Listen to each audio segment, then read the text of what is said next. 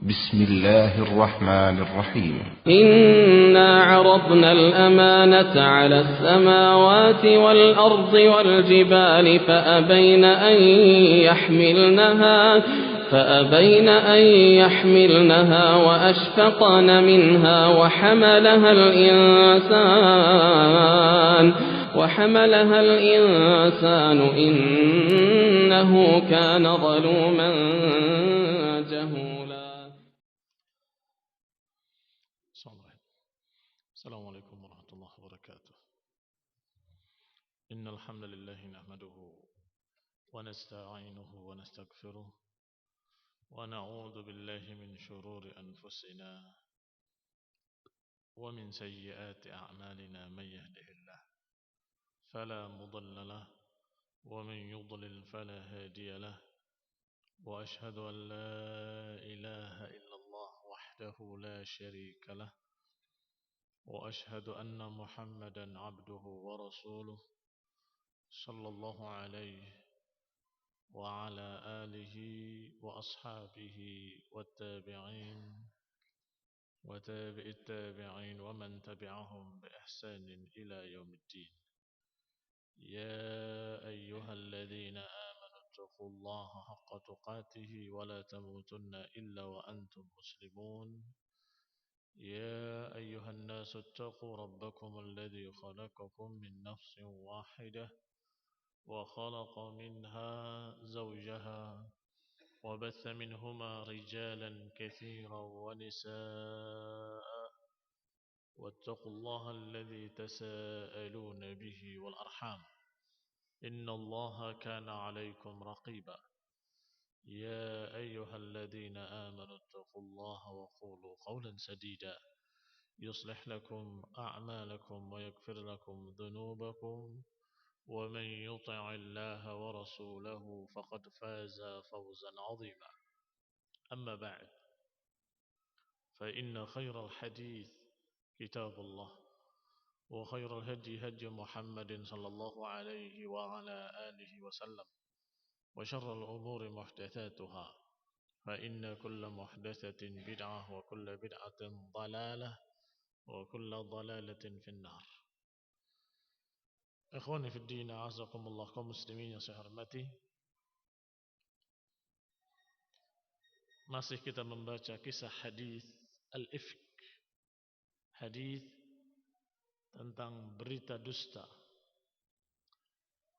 terhadap Aisyah radhiyallahu taala anha ardhaha, yaitu ketika Aisyah tertinggal dan ditemukan oleh Safwan ibn Mu'attal radhiyallahu taala anhu, kemudian dinaikkan atau diperintahkan untuk naik ke unta dan kemudian dituntun sampai menemui Rasulullah SAW, maka gemparlah kaum muslimin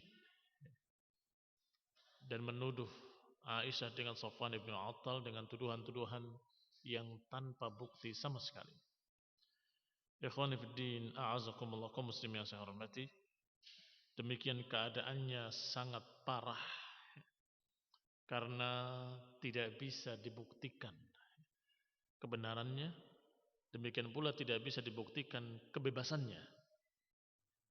Sampai pada ujung-ujungnya Rasulullah sendiri bertanya pada Aisyah, walaupun dengan bahasa yang sangat sopan, kalau engkau sudah meninggalkan dosamu, bertobatlah pada Allah Subhanahu wa taala.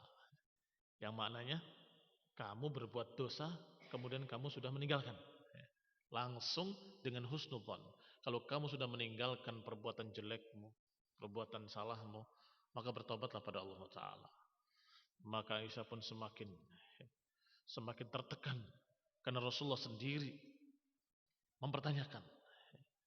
Maka dia membiarkan ibu bapaknya untuk menjawab. Ternyata ibu bapaknya juga diam. Kata Aisyah kepada keduanya, "Ala tujibani Rasulullah? Apakah tidak engkau jawab Rasulullah?" Mereka berkata, "Madza nujib?" Mau jawab apa? Mau jawab apa? Kalau aku bela engkau ternyata benar-benar terjadi, bagaimana? Inilah yang membuat Aisyah radhiyallahu taala menjadi tangisannya dan semakin sedih. Sampai saat itu juga Rasulullah SAW belum beranjak dari tempatnya.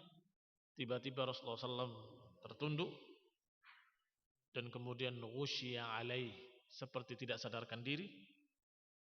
Dan itu kebiasaan Rasulullah SAW ketika mendapatkan wahyu. Dalam keadaan berkeringat dengan keringat, butiran-butiran keringat yang sangat besar, seperti butiran-butiran mutiara di keningnya, padahal di hari yang sangat dingin. Ikhwan fillah, a'azakumullah, berarti bukan keringat karena kepanasan, tetapi keringat dingin karena Rasulullah SAW berat menerima wahyu. Bahkan ketika di atas unta, untanya terduduk ketika Rasulullah SAW mendapatkan wahyu. Maka saat itu Rasulullah SAW dalam keadaan tertegun sejenak dengan berkeringat, dan semua yang hadir tahu kalau Rasulullah SAW sedang menerima wahyu. Bapak ibunya Aisyah tahu, Aisyah sendiri tahu, dan juga seorang wanita dari kalangan Ansar juga tahu, Ali bin Abi Thalib juga tahu, semua tahu kalau Rasulullah SAW sedang menerima wahyu. Maka semuanya gelisah kecuali Aisyah radhiyallahu taala anha. Sangat tenangnya, sangat tenteramnya. Karena dia merasa tidak berbuat. Dan dia yakin, beriman kalau yang maha tahu hanya Allah Subhanahu wa taala. Sedangkan yang lain tidak tahu. Maka ketika Rasulullah SAW mendapatkan wahyu, langsung Aisyah merasa dengan prasangka baik, ini penyelesaian. Ini insyaallah pembebasanku. Ini insyaallah adalah sesuatu yang akan menyelesaikan permasalahan. Adapun ibu bapaknya Aisyah kan dalam keadaan tidak tahu, sehingga sangat takutnya ini Rasulullah mendapatkan wahyu. Jangan-jangan wahyunya membenarkan kalau Aisyah ternyata benar-benar berbuat. Sampai-sampai kata Aisyah, ketakutan mereka berdua seakan-akan mereka akan mati, akan keluar rohnya dari badan-badan mereka. Thumma surya an Rasulullah sallallahu alaihi wa ala alihi wasallam fajalas. Kemudian Rasulullah pun tersadar. Berarti selesai menerima wahyu, mengangkat kepalanya dan duduk. Wa innahu la yatahaddar minhu mithlul juman fi yaumin syatin. Dan sungguh mengalir di kening beliau butiran-butiran keringat seperti butiran-butiran mutiara. Fi yaumin syatin, di hari yang sangat dingin.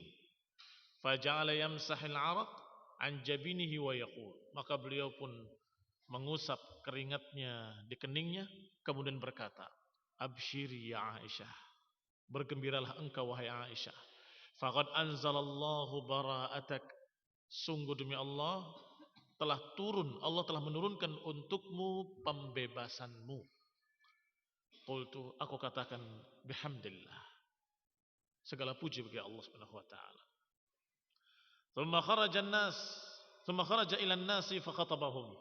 Maka Nabi pun keluar menemui manusia dan kemudian berkhutbah, menyampaikan kepada mereka apa yang didapat dari Allah Subhanahu wa taala.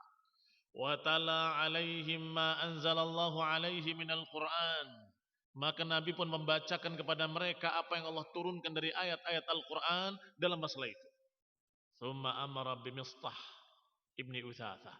Setelah dibacakan ayat-ayatnya yang berarti Aisyah sangat bersih dari tuduhan-tuduhan tersebut, yang berarti semua orang yang berbicara dengan fitnah itu telah berdusta dan layak dihukum dengan hukum cambukan seorang pendusta, maka diperintahkan orang-orang tersebut untuk dihukum. Amara bi Mistah ibni Utsatsah, di antaranya Mistah ibni Utsatsah dan Hasan ibni Thabit wa Hamnah binti Jahash radhiyallahu taala anhum. Semoga Allah meridhai mereka dan memaafkan mereka, mengampuni mereka. Wa kanu mimman afsabil fahisyah, dan mereka termasuk orang-orang yang ikut berbicara dengan tuduhan-tuduhan fahisyah itu, tuduhan-tuduhan jelek itu. Faduribu haddahum, maka dicambuklah mereka. Ada catatan penting di sini. Apa catatan pentingnya? Bahwa yang dicambuk dihukum seperti Mistah dan Hasan bin Thabit dan Hamnah binti Jahash adalah orang-orang mukmin Orang-orang yang mengakui kesalahan, ya Rasulullah, aku ikut-ikutan, aku berbicara, hukumlah aku. Adapun para munafikin, selalu mereka mengambil sumpah-sumpahnya sebagai tameng. Adapun munafikin selalu bersumpah dengan nama Allah untuk melindungi dirinya. Ittakhadhu aymanahum junnatan fasaddu an sabilillah. Mereka mengambil sumpah-sumpah mereka sebagai tameng-tameng untuk melindungi diri-diri mereka, kemudian mereka menghalangi jalan Allah Subhanahu wa taala. Sehingga ketika mereka dikatakan kamu juga ikut bicara, la wallahi, sungguh demi Allah, aku tidak berbicara seperti itu. Wallahi ma aqulu hadzal qaul, aku tidak mengucapkan ucapan seperti itu. Masih ingat ucapan Abdullah bin Ubay bin Salul, ucapan yang jelek, la yukhrijannal a'azzu minhal adzal. Ketika ditanya, apa jawabnya? Demi Allah aku tidak mengucapkan seperti itu. Sehingga karena Rasulullah sallallahu alaihi wasallam menerima sumpah mereka dengan nama Allah, maka mereka terbebas. Maka mereka pun tidak dihukum. Ketika mau dihukum, wallahi saya tidak berbicara seperti itu. Selesai. Justru yang dihukum tadi yang benar-benar mengaku salah. Saya ini memang ikut-ikutan. Hati-hati. Jangan terbalik. Mengatakan seperti ucapan beberapa mutasyayyi', orang yang kesyiah-syiahan atau yang tertipu dengan syiah, yaitu menyatakan mereka-mereka yang dicambuk ketika itu adalah para munafikin. Hati-hati. Kelihatannya membela Aisyah. Aisyah yang suci, yang tidak berbuat dosa apapun, kemudian dituduh dengan tuduhan seperti itu. Mereka hanya dicambuk para munafikin itu. Maka mereka yang dicambuk itu seperti Hasan ibn Thabit, Hamnah ibn binti Jahas, dan juga Mistah. Mereka adalah begini dan begitu. Dicerca mereka seakan-akan mereka munafikin. Terbalik. Maaf. Justru munafikin tidak dicambuk karena mereka bersumpah dengan nama Allah kalau mereka tidak ikut-ikutan. Dengan dusta.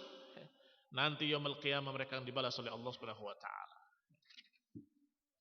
Qala Ibnu Ishaq an ba'd rijali Bani Najjar, diriwayatkan dari beberapa orang-orang dari suku Bani Najjar, anna Aba Ayyub Khalid ibn Zaid, Abu Ayyub yang bernama Khalid ibn Zaid, qalat lahu imra'atuh, istrinya berkata kepadanya, istrinya yaitu Ummu Ayyub, atasma' ma yaqulun nas fi Aisyah, wahai suamiku, apakah kau dengar berita-berita manusia yang menceritakan tentang Aisyah?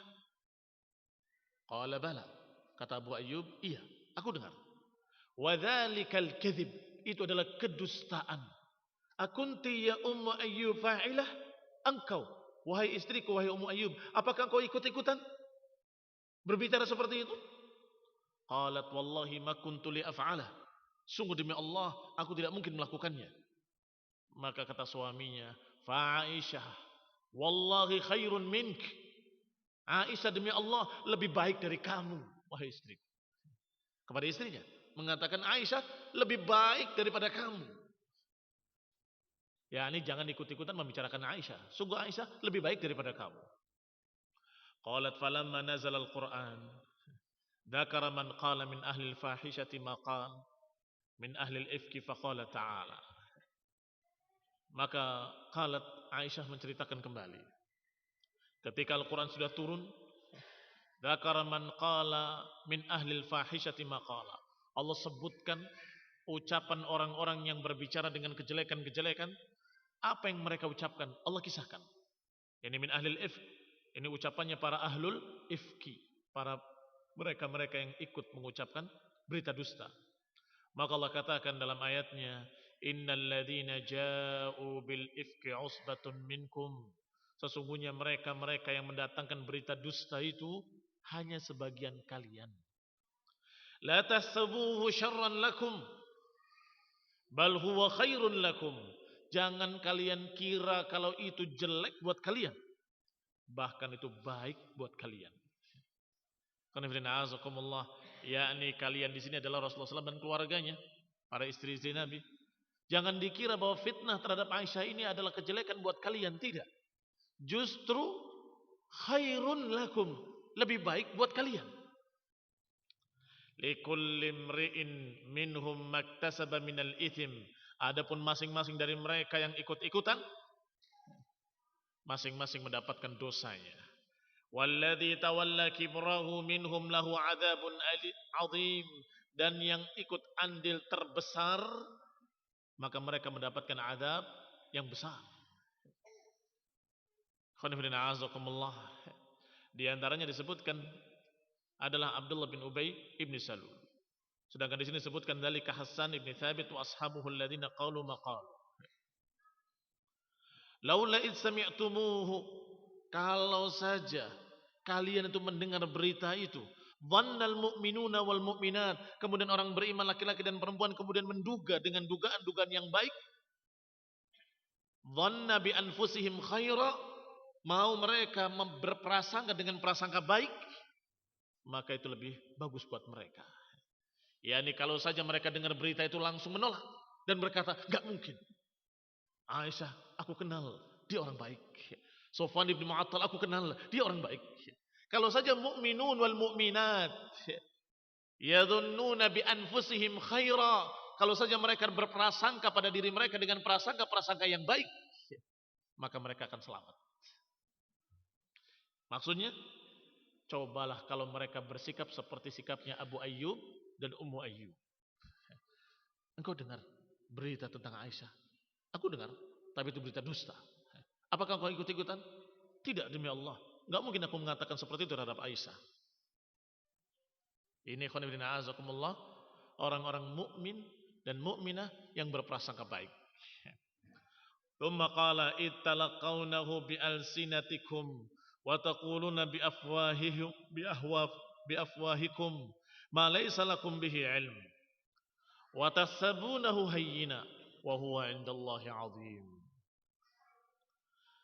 Kata Allah, dan ingatlah ketika kalian menerima berita-berita itu dengan lidah-lidah kalian, wa taquluna bi afwahikum, dan kalian mengucapkan dengan mulut-mulut kalian, ma laisa lakum bihi ilm, mengucapkan dengan lidah-lidah kalian, dengan mulut-mulut kalian apa yang kalian sendiri tidak tahu ilmunya. Enggak tahu ilmunya. Apakah mereka lihat sendiri? Tidak. Apakah mereka mengetahui bukti-buktinya? Tidak. Berarti kalian berbicara tanpa ilmu. Wa tahsabunahu hayyina, dan kalian kira bahwa itu ringan. Kalian kira itu adalah enteng. Wa huwa 'indallahi 'azim, padahal ucapan seperti itu di sisi Allah azim, sangat besar. Khonifidina azakumullah, mencerca seseorang yang mulia, yang tidak berbuat jelek, tidak berbuat salah, menuduh dengan tuduhan-tuduhan dusta, ini jangan dianggap enteng, ini azim. La tahsabunahu hayyina, jangan dianggap ringan, jangan dianggap enteng. Ini perkara besar, perkara berat. Apalagi berkait dengan istri Rasulullah sallallahu alaihi wasallam, yang paling dicintai oleh Rasulullah sallallahu. Maka Rasulullah SAW berkhutbah dan menyatakan dengan kalimat, di antara kalian ada yang menyakiti aku dengan menuduh keluargaku terhadap seorang yang baik, yakni Sofwan ibn Mu'attal. Kalimat ini menunjukkan bahwa Rasulullah SAW sakit, sehingga perbuatan mereka bukan hanya menuduh Aisyah, satu menuduh Aisyah, kedua menyakiti hati Rasulullah SAW, ketiga menuduh Sofwan ibn Mu'attal yang baik pula. Sudah 3 orang terzalimi. Bahkan salah satunya adalah Rasulullah sallallahu alaihi wasallam, dan yang lain adalah istri Rasulullah sallallahu alaihi wasallam. Yang keempat, berarti mereka nantinya naudzubillah, berarti menghalangi dakwah Rasulullah SAW, yaitu riwayat-riwayat dari Aisyah semuanya akan tertolak. Itu yang keempat. Yang kelima, mereka menjatuhkan Rasulullah SAW karena memiliki istri yang seperti itu. Padahal Allah Subhanahu wa taala setelah membantah berita tersebut, Allah katakan at-tayyibuna lit-tayyibat wat-tayyibat lit-tayyibin. Wanita yang baik untuk laki-laki yang baik. Wanita yang jelek untuk laki-laki yang jelek. Al-khabithina lil-khabithat. Qanifrina azakumullah kaum muslimin saharbati. Maka tidak mungkin Rasulullah yang mulia dipilihkan oleh seorang oleh Allah seorang pezina. Mustahil. Yang keenam, berarti menuduh Allah tidak hikmah. Kalau menuduh Aisyah berzina. Berapa sudah itu? Perbuatan yang kalian anggap hayyin, ternyata indallahi azim. Dan ini hukum mencerca sahabat. Hukum mencerca istri-istri Nabi sama hukumnya. Azim, bukan hayyin. Khonifidina a'azakumullah kaum muslimin yang saya hormati.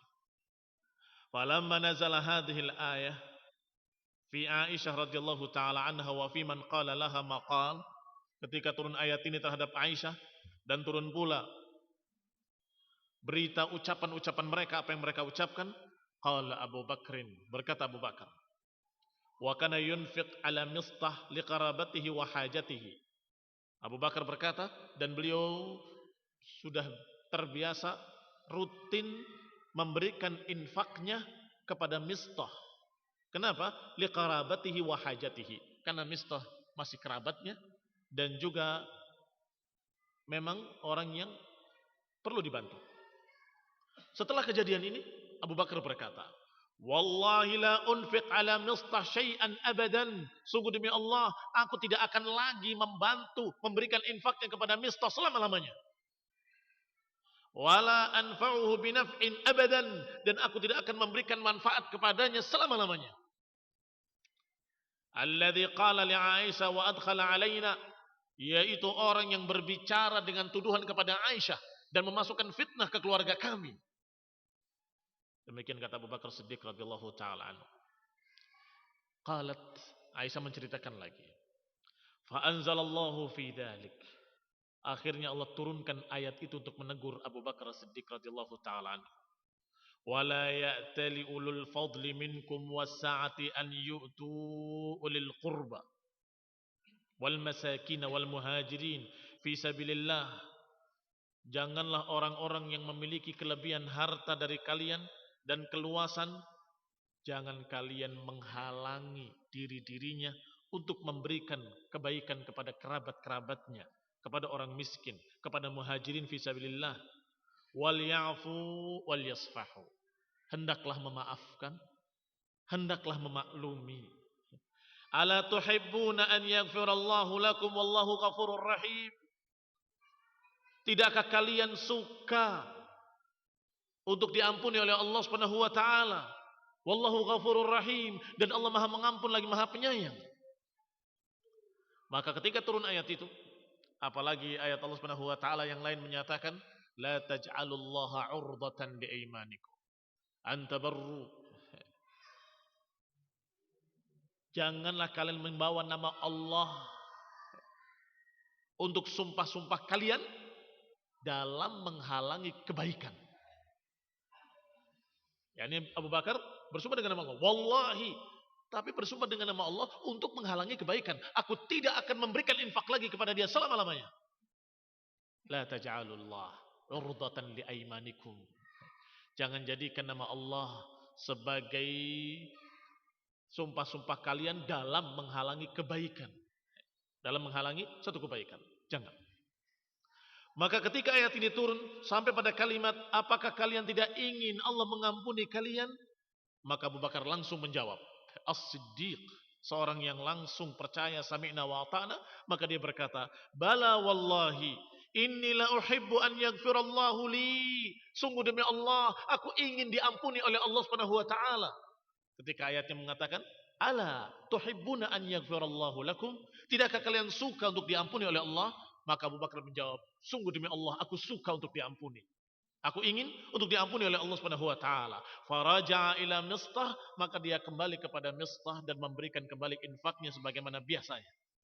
Allati kana yunfiq alaih, sebagaimana biasanya dia berinfak untuknya. Wa qala wallahi la unzi'uha minhu abada. Sungguh demi Allah, aku tidak akan menghentikannya selama-lamanya. Demikian ikhwan fillah azakumullah. Kisah tentang hadis al-ifk sampai Allah Subhanahu wa taala menurunkan ayat yang Allah katakan, jangan kalian kira ini syarran lakum, bal huwa khairun lakum, bahkan itu lebih baik buat kalian. Bayangkan kalau tidak ada kejadian ini, mungkin Tidak ada ayat ini. Iya kan? Kalau nggak ada kejadian efek, berarti nggak ada hadis, nggak ada ayat yang membebaskan dan membela Aisyah radhiyallahu taala anha. Tetapi ada kejadian ini, maka ada ayat-ayat yang langsung membela Aisyah radhiyallahu taala anha. Dan kata para ulama, setelah turun ayat yang membela Aisyah, maka tidaklah mencerca Aisyah kecuali orang yang menentang ayat, dan tidaklah orang menentang ayat kecuali kafir, murtad, keluar dari Islam. Tegas para ulama. Bahwasanya tidak mungkin mencerca Aisyah kecuali berarti mengingkari ayat ini. Dan tidak mengingkari ayat-ayat ini kecuali orang yang tidak percaya pada Quran. Dan orang yang tidak percaya pada Quran hanya orang kafir. Ini sungguh perkara yang sangat besar buat Rasulullah SAW dan keluarganya, dan khususnya buat Aisyah radhiyallahu taala anha. Kalau nggak ada kejadian itu belum tentu ada ayat ini. Iya kan? Yang berikutnya ada kisah Al-Hudaybiyah. Di akhir tahun ke-6 Hijriyah, setelah hijrah. Thumma aqama Rasulullah sallallahu alaihi wa ala alihi wasallam bil Madinah syahr Ramadan wa Syawal. Wa kharaja fi Dzil Qa'dah mu'tamiran la yuridu harban. Maka selanjutnya Rasulullah SAW tinggal di Madinah bulan Ramadan. Setelah bulan Ramadan sampai bulan Syawal. Wa kharaja fi Dzil Qa'dah mu'tamiran la yuridu harban. Maka keluarlah beliau pada bulan Dzul Qa'dah untuk umrah. Tidak menginginkan perang, tapi untuk umrah. Wastanfarul Arab wa man haulahu, dan mengajak untuk berangkat, memerintahkan untuk berangkat kepada semua orang-orang yang muslimin, khususnya orang-orang A'rab Badui, ahlil bawadi yang tinggal di tengah-tengah padang pasir, juga diajak semuanya dari kalangan A'rab liyakhruju ma'ahu, untuk keluar bersama beliau umrah ke Mekah. Wa huwa yakhsha min Quraisy alladhi sana'u, dan beliau mengkhawatirkan Quraisy terhadap apa yang pernah dilakukan sebelumnya. Maka dia mengajak semua kaum muslimin untuk berangkat. Bukan mau perang, tetapi supaya mereka tidak berani menyerang, diupayakan jumlahnya besar. Ayyaridu lahu biharbin aw yasudduhu 'anil bait. Rasulullah mengkhawatirkan jangan-jangan Quraisy akan menentang mereka atau memeranginya, atau yasudduhu 'anil bait, atau menghalangi dari Ka'bah, dari bait. Tetapi ketika diajak orang-orang A'rab, wal A'rab, kata Allah dalam Al-Qur'an, asyaddu kufran wa nifaqan. Orang-orang A'rab lebih dahsyat kufurnya dan kemunafikannya. Nanti di akhir kisah perjalanan Rasulullah SAW setelah wafat beliau, yang murtad adalah orang-orang A'rab. Beberapa munafikin juga orang-orang A'rab, orang-orang Badui.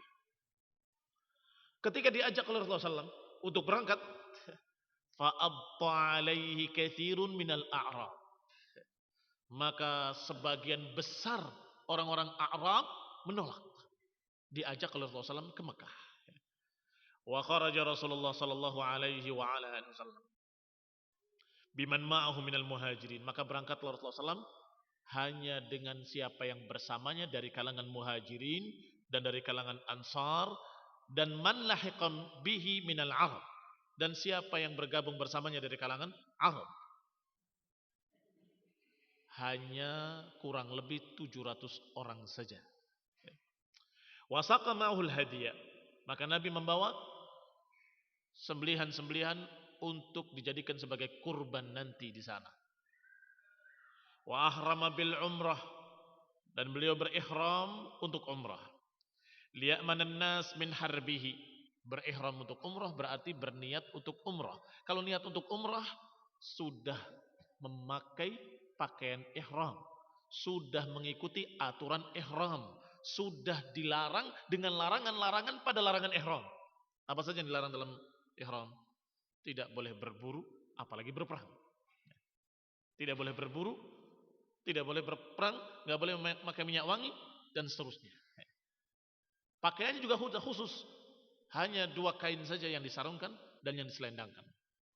Kenapa Rasulullah SAW menyuruh semuanya untuk berihram? Agar orang-orang musyrikin, kafirin, orang-orang Quraisy jangan takut dan jangan menganggap kita mau nyerang. Kami bukan mau nyerang, kami mau ihram. Lihat, kalau sudah seperti ini, kami nggak mungkin menyerang kalian. Kami nggak mungkin akan memerangi kalian. Liya'manan nas min harbihi, agar manusia merasa aman bahwa kaum muslimin tidak mungkin menyerang mereka. Wal ya'laman nasi annahu innama kharaja za'iran, agar manusia tahu bahwa beliau dan kaum muslimin keluar hanya saja untuk ziarah lihadzal bait, ke Ka'bah. Wa mu'azziman lahu, hanya untuk mengagungkannya, untuk memuliakannya sebagaimana biasanya ihram, yaitu umrah. Wa kharaja Rasulullah sallallahu alaihi wa ala alihi wasallam hatta kana bi Usfan. Maka keluarlah Nabi, berangkatlah Nabi sampai ke daerah yang namanya daerah Usfan. Di sana beliau ditemui oleh seorang yang bernama Bishr ibn Sufyan al-Ka'bi. Bishr ibn Sufyan al-Ka'bi. Qala ya Rasulullah, hadhihi Quraisyun qad sami'at bimasira. Ya Rasulullah, ini adalah orang-orang Quraisy. Aku lihat mereka sudah bersiap-siap karena mereka sudah mendengar kedatangan engkau. Fakharaju ma'ahum al-'udul matafil. Mereka keluar dengan membawa unta-unta. 'Ud al-matafil adalah unta-unta yang sudah punya anak, unta-unta yang mengeluarkan susu, unta-unta yang demikian keadaannya, yang gemuk-gemuk. Dan biasanya orang Arab kalau keluar membawa unta yang seperti itu adalah untuk perjalanan lama. Kenapa dikatakan untuk perjalanan lama? Yakni mereka punya bekal yang bisa jalan sendiri. Punya bekal yang bisa jalan sendiri. Haus tinggal minum susunya. Lapar tinggal sembelih anaknya. Karena audul matafil maknanya adalah induk-indukan unta yang masih diikuti oleh anaknya di belakangnya. Jadi susunya ada, anaknya mau sembelih ada, silahkan. Dan tidak perlu dibawa berat-berat, bisa jalan sendiri bekalnya. Bekal tapi bisa jalan sendiri. Demikian audhu al-matafil. Wa qad nazalu bi Tuwa. Kata Bishr ibn Sufyan, ya Rasulullah, mereka sudah membawa unta-unta yang induknya dengan anak-anaknya. Dan mereka membawanya sudah sampai di Tuwa. Yu'ahiduna Allah la tadkhuluha alaihim abada. Bahkan mereka bersumpah dengan nama Allah bahwa kalian tidak akan boleh dan tidak akan mungkin untuk masuk ke Mekah selama-lamanya. Wa hadha Khalid ibn Walid fi khailihim. Dan juga ini Khalid ibn Walid dengan pasukan berkudanya. Qad qaddamuha ila Qura'il Ghamim. Mereka sudah berangkat menuju daerah Qura' al-Ghamim. Faqala Rasulullah sallallahu alaihi wasallam, maka Nabi bersabda mengomentari berita yang disampaikan oleh Bishr bin Sufyan. Ya waiha Quraisy. Ya waiha Quraisy. Duhai celakanya orang Quraisy itu. Laqad akalathumul harb. Sungguh celaka orang Quraisy. Mereka sudah dikuasai oleh perang. Senangnya perang. Akalathum al-harb, dimakan oleh perang.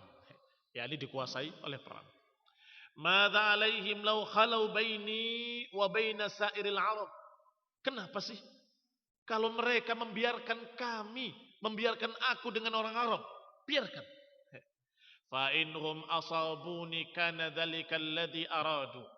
Kalau orang-orang Arab itu menimpakan padaku sesuatu yang jelek, maka Quraisy tinggal bersyukur saja. Iya kan? Karena mereka menginginkan aku mendapatkan sesuatu. Biarkan saja. Aku dengan manusia. Kalau aku diganggu oleh mereka, maka Quraisy tinggal menyatakan, itu yang kami inginkan. Karena itu, alladzi aradu, itu yang mereka inginkan. Wa in adharanillahu alaihim dakhalu fil Islam. Dan kalau mereka ternyata tidak menimpakan kejelekan kepadaku, malah mereka masuk Islam. Wafirin. Selesai. Apa ruginya orang-orang Quraisy? Kalimat ma alaihim maksudnya apa ruginya mereka orang-orang Quraisy? Kalau mereka membiarkan aku, kalau aku ditimpa kejelekan oleh orang-orang Arab, ya Mereka juga senang aku ditimpa kejelekan. Kalau ternyata mereka masuk Islam, mereka juga tidak rugi. Wa in lam yaf'alu qatalu wa bihim quwwah. Kalaupun mereka tidak melakukan dan mereka memerangi, maka mereka punya kekuatan. Fama tadhunnu Quraisy? Apa yang dipikirkan, yang diprasangka oleh Quraisy? Wallahi la azalu ujahid 'ala alladhi ba'athani bihi hatta yudhhirahu Allah. Sungguh demi Allah, kata Nabi, aku akan terus berjihad untuk memperjuangkan apa yang Allah utus aku dengannya. Ini aku akan terus berjihad memperjuangkan apa yang Allah utus aku untuk membawanya, yaitu tauhid. Hatta yudhhirahu Allah, sampai Allah menangkan, au tanfarida hadhihi salifah, sampai Allah menangkan aku atau terpisah salifah ini. Salifah adalah urat leher, dan biasanya urat leher itu dua, di kanan dan di kiri. Kalau terpisah berarti mati, itu maknanya. Hingga Allah menangkan atau Allah matikan aku, itu maknanya. Sampai aku mati atau menang. Thumma qala rajulun yakhruj bina ala tariqin ghairi man rajulun yakhruj bina ala tariqin ghairi tariqihim. Kata Nabi, apakah ada di antara kalian yang bisa menunjukkan satu jalan selain jalan mereka? Karena tadi sudah sebutkan dua informasi, bahwa pasukan mereka satu sudah ada di Tua, dan pasukan berkuda sudah ada di Qura'ul Ghamim. Maka kata Nabi, siapa di antara kalian yang tahu jalan lain selain jalan itu dan jalan ini? Karena mereka sudah menghadang, terpaksa harus cari jalan lain. Maka ada seorang sahabat yang menyatakan, "Ana ya Rasulullah." Maka diarahkan oleh sahabat tadi ke jalan yang sulit terjal, yang tidak biasa dilalui oleh manusia. Nah, kita akan baca insyaallah pada kajian mendatang. Bismillahirrahmanirrahim taala. Subhanakallahumma wa bihamdika asyhadu an la ilaha illa anta astaghfiruka wa atubu ilaik. Wassalamualaikum warahmatullahi wabarakatuh.